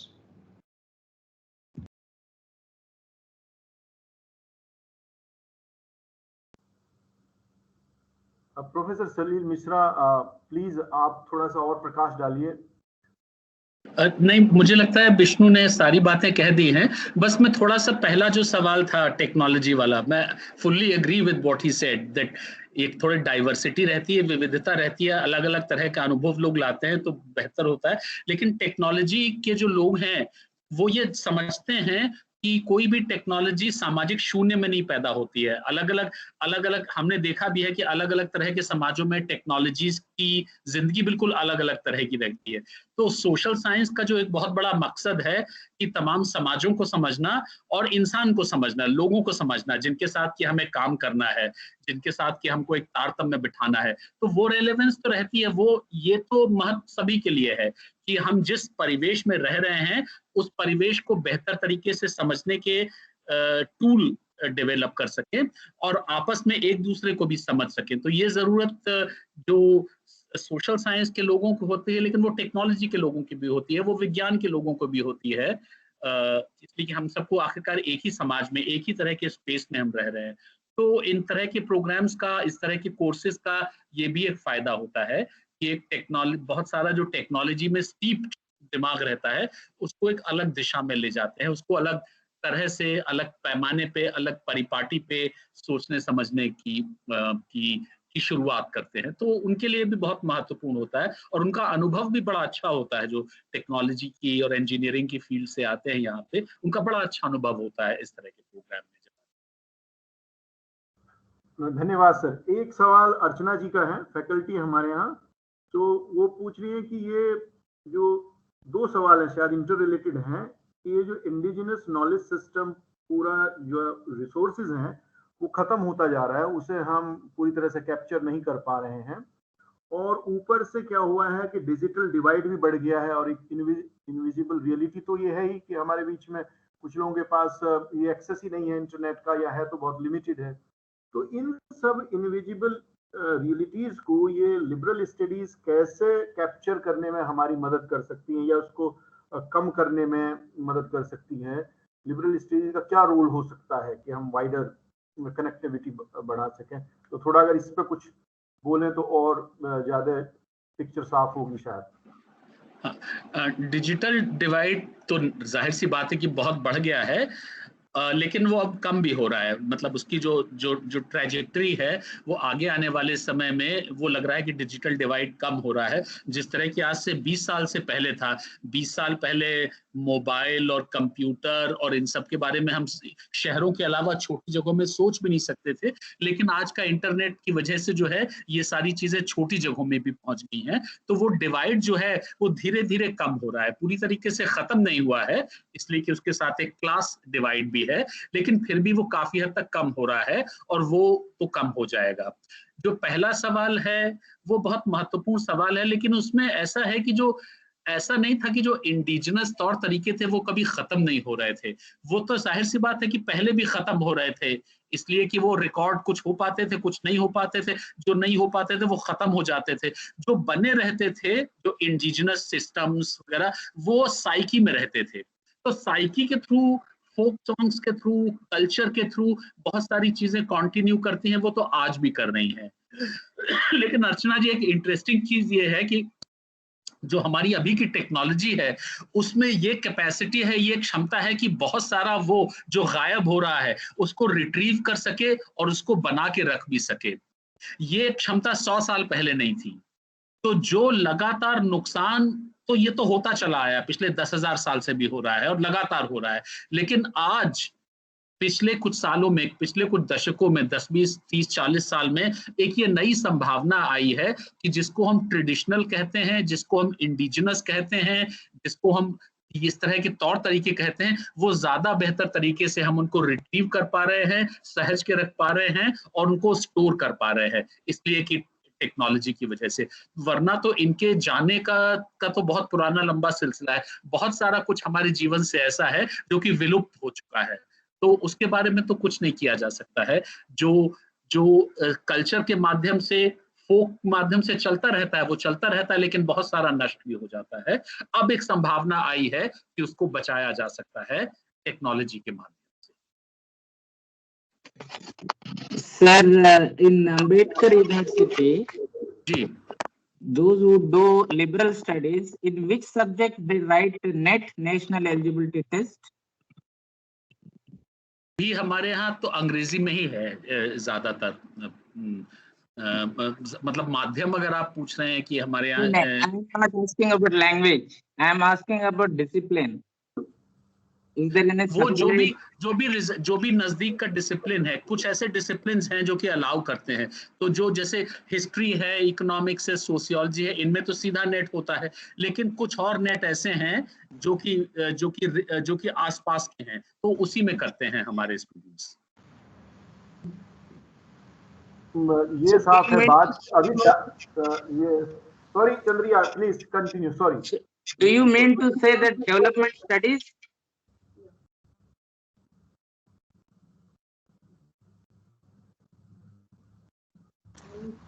Development studies का तो नेट है नहीं मुझे लगता है, लेकिन जिन में भी है वो फिर कभी इकोनॉमिक्स में जाते हैं, सोशियोलॉजी में जाते हैं, तो जो भी नजदीक का डिसिप्लिन है फिर वो उसी में करते हैं। जेंडर का हो गया है जहां तक मेरी जानकारी है, तो जेंडर में प्रॉब्लम नहीं रही, तो वो नेट में भी नए नए फील्ड, नए नए एरियाज जुड़ रहे हैं।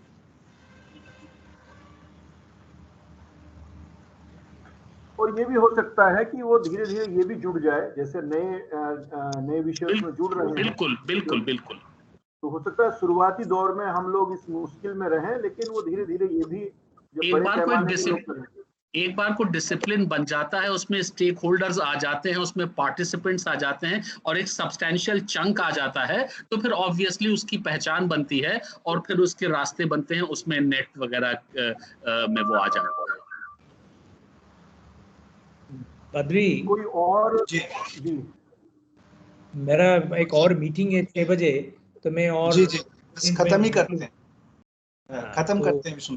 But I want to respond to Archana जो पूछी थी सवाल कि हमने जो इंडिजिनस नॉलेज के बारे में, और एक सवाल थी उसका, और एक सवाल थी एक अर्चना की और भी एक सवाल थी, कौन सा था वो सवाल? डिजिटल डिवाइड बढ़ता जा रहा है। ये एक तो डिजिटल डिवाइड जो पहले नजर नहीं आता था, पहले लगता था कि सबके पास सेलफोन आ गया है तो डिजिटल एक्सेस बहुत हो गया है, ठीक है। अभी डिजिटल जब फोन आ गया है, because digital world now depends on your internet and largely about smartphone. Now जब हमारा कोविड लॉकडाउन पीरियड शुरू हुआ, तब वो डिजिटल डिवाइड का दूसरा स्वरूप हमारा सामने आया।